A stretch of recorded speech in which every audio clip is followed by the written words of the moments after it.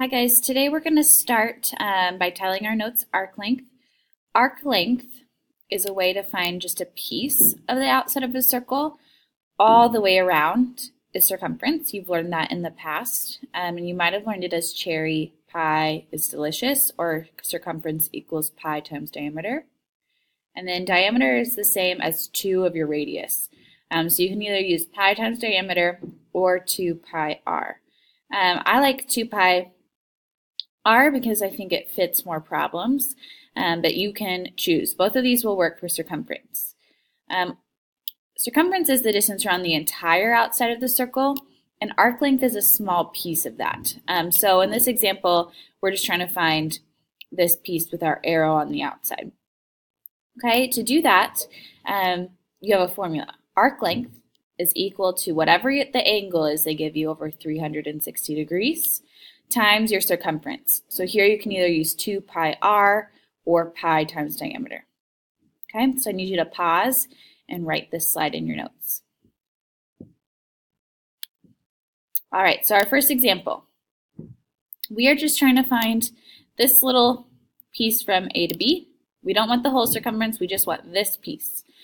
So you write this as AB with a little arc on top. This is the symbol for arc length.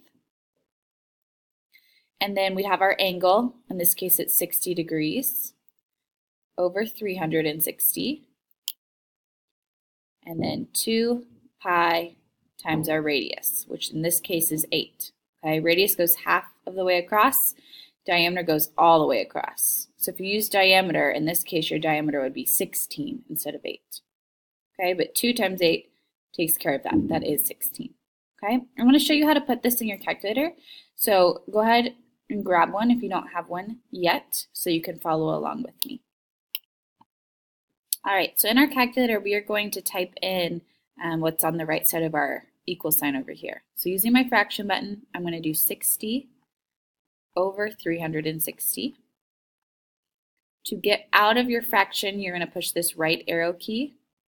Otherwise, you're going to keep typing in the bottom there. And then 2 pi 8. Okay, it's always going to give you a weird fraction or something with pi in it. And this is called exact form, but we don't care about exact form. We just want a rounded decimal. So we are going to push the toggle button right above enter, and that gives us our decimal. At this point, I want to round to the nearest tenth. So I'm going to look at the second decimal place. If it's 5 or larger, I have to round up. So 7 is larger than 5, which means I have to round this 3 up to a 4. So this will be 8.4. So we'll just say our arc length, AB, is approximately, this means that we've rounded, 8.4 centimeters. Okay, you want to label with the units they gave you. Okay, this example has a diameter because our line goes all the way across instead of a radius. This one was a radius because it only went halfway across. Our angle is 75 degrees. So from Q to P here,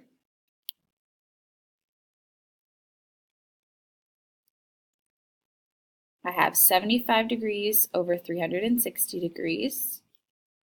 And then 2 pi, I'm sorry, we don't want to use that one. Diameter is all the way across, so we don't need the 2. We want pi times your diameter of 9. Okay, so it's important to make sure you look and see, does it go all the way across? If it does, I don't need to multiply it by 2. If it only goes halfway across, then I do need to multiply it by 2. Okay, so now we're going to type that into our calculator.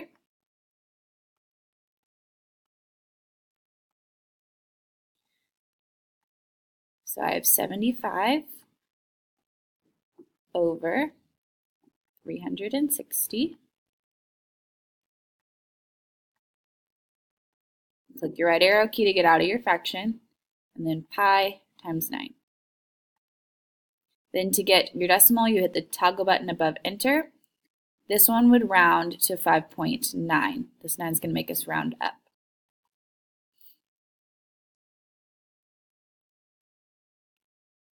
And this time we had yards.